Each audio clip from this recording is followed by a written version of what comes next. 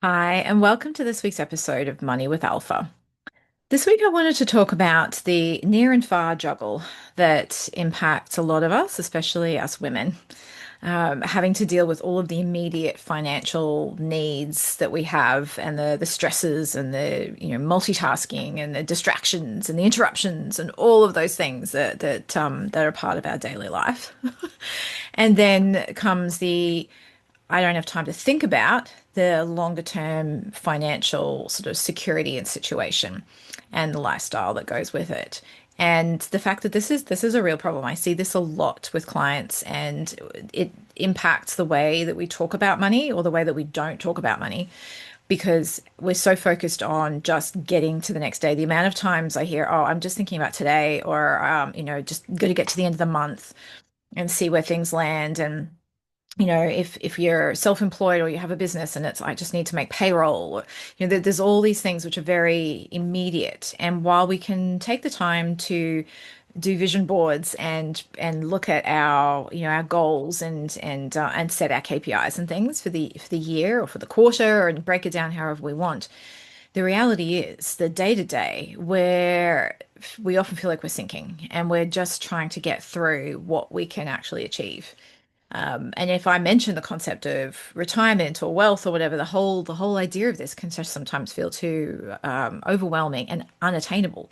Like the idea of wealth is just so, oh, that's the future. Then that's not something I can have. I don't have enough money to build wealth. I can't deal with that right now.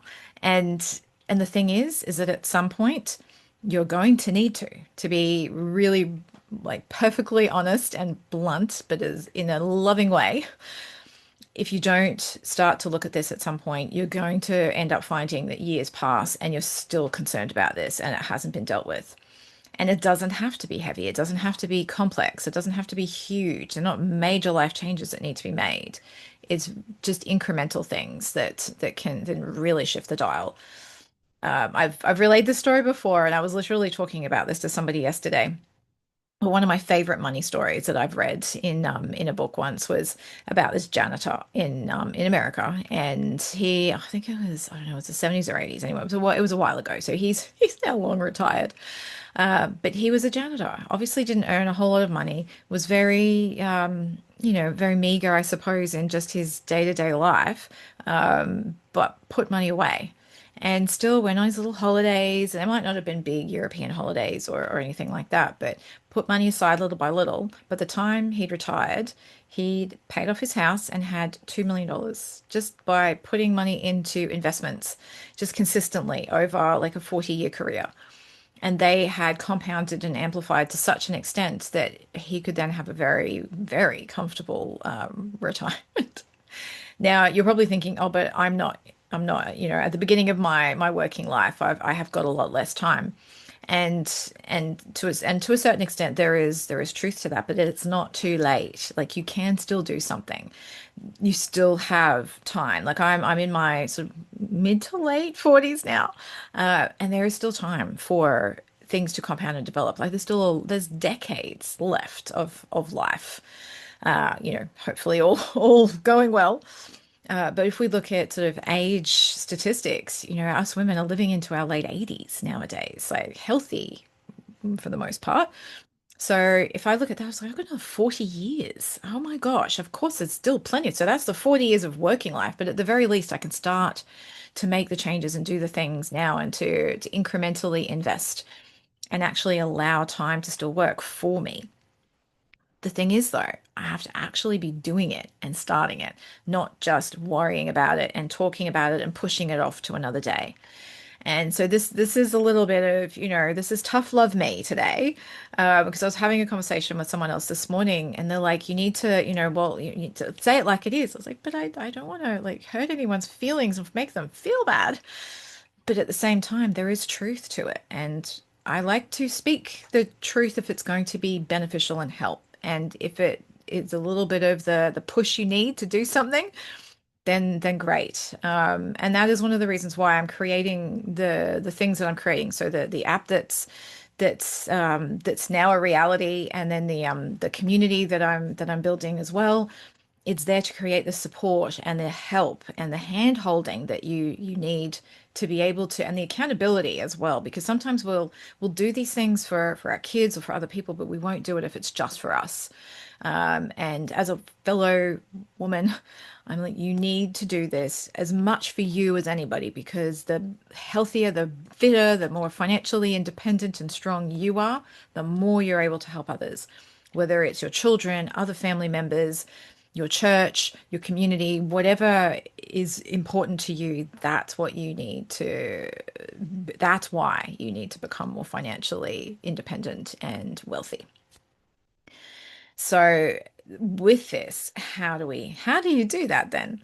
So the first step really is clarity. And the clarity is not just about your lifestyle. I do talk about that quite a lot, but there is a certain level of understanding and clarity you need to get over. Well, how do you want to invest? And there are multiple ways, but there are different levels of complexity, different levels of investment. So it really depends on your personality, your risk profile, your age, what you want to do.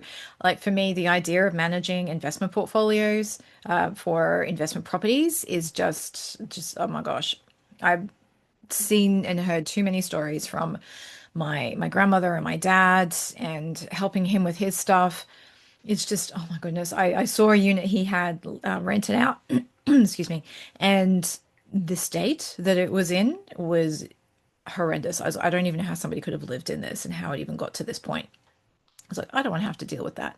Maybe when I was in my 20s and 30s, I would have had the tolerance and the patience to do that, but not anymore. I'm like, no, no, no, this is not for me. So I'm gonna invest in property in different ways. So there's different ways to do it that you don't have to be like the direct landlord, which suits me far better. That said, though, for some people, property really lights them up and they love the idea of having, like, being able to visit their tangible asset and having, discussions with the agents and dealing with whatever else is going on. They love it and that lights them up. And I say, fantastic. If it's something that you understand and you enjoy, I say go for it. But it's then understanding, well, what are the other options if that's not for you? And that's what I've had to figure out for myself because I was like, this is really not for me. But what else do I do? Because in Australia, especially, it's very much you make your wealth through property. It's like, well, no, there's other ways. So there's even if you wanted to invest, there's private credit, which is investing in property because you're helping people to build infrastructure and property for people to live in as well, which I want as many people who can as possible to own their own home.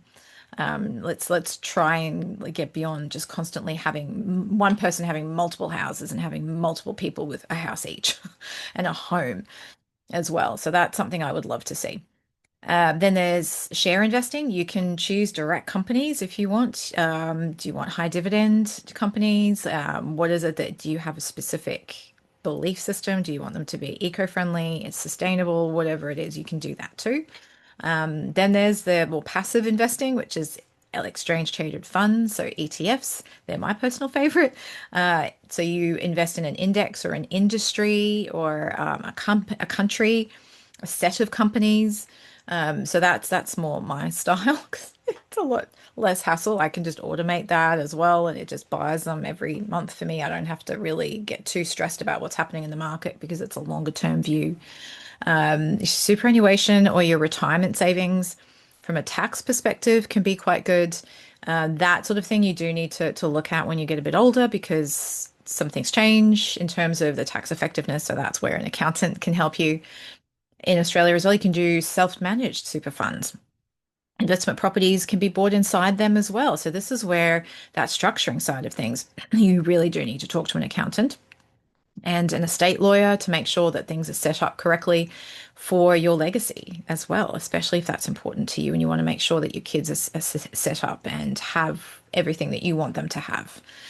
So this is where some of the other professionals can come in to support it, but you're still in control or in charge of the decision-making side of it, and then potentially also the management. If you want to be the property manager for the investment property that you've got, absolutely go for it. If you want to bring in a property manager to do it for you, that is fine too. There's no right or wrongs here. It's just becoming informed, having that clarity, and then making the decisions, and then learning as you go. Because there's no better teacher than experience, and to a certain extent, failure as well. But we don't want to make too many expensive failures.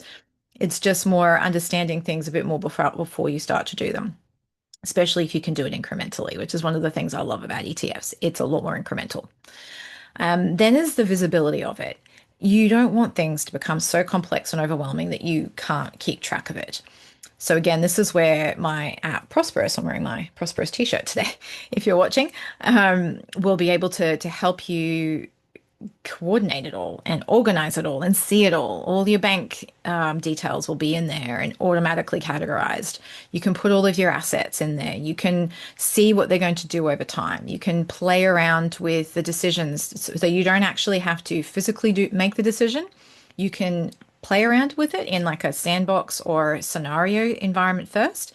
And then you can go, oh, okay, so if I do this with this assumption, then this will make that. If I do, even just if I put $50 a week into that over this amount of time, it'll be that. So then you can actually have the information and go, if I do nothing, I'll probably be still where I am now in 12 months, 2 years time.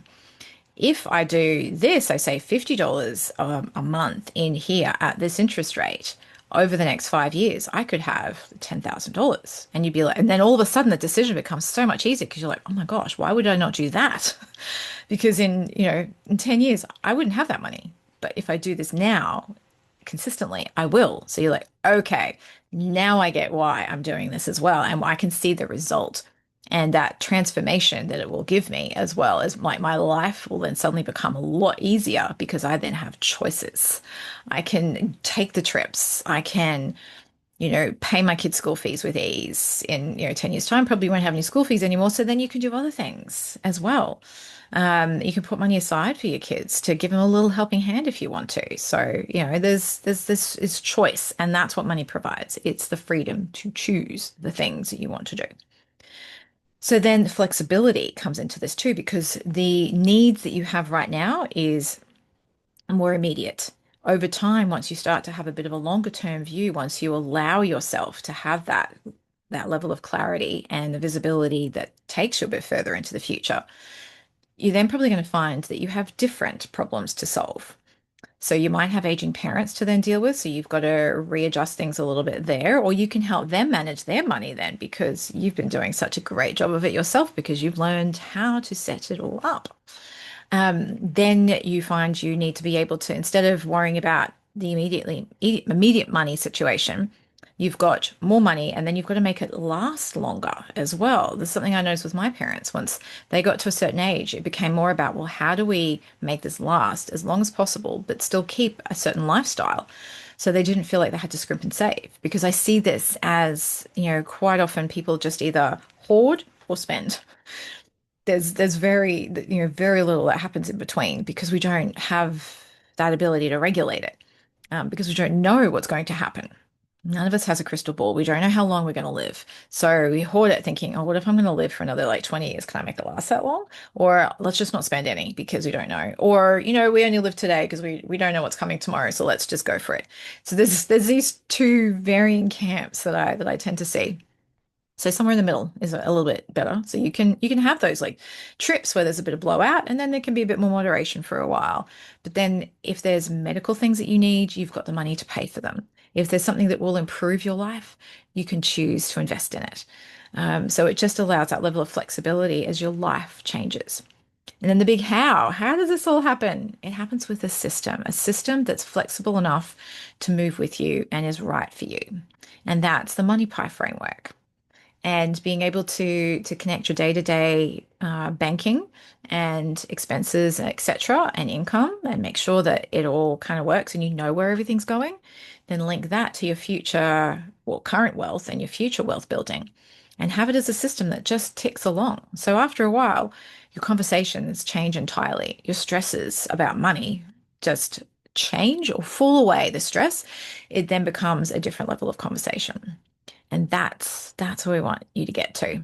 So you're not constantly trying to feel like they're balancing this like immediate need and problem with, I can't even think about the future.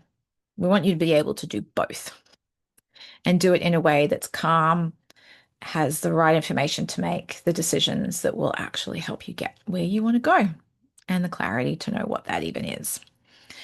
So have a little think about that and think where you're sitting in this at the moment. If you think of it as a scale between like immediate just treading water versus future. Can't think there. Where are you on that scale? Please reach out to tell me. I would love to hear it. I'd love some thoughts and some feedback if you have any on where you are at in your journey, and happy to share some insights if that is helpful. So I will leave you to contemplate all of that and to think about where you are in your journey and on your scale of timeline for money. Have a wonderful week, and I will catch you in the next episode.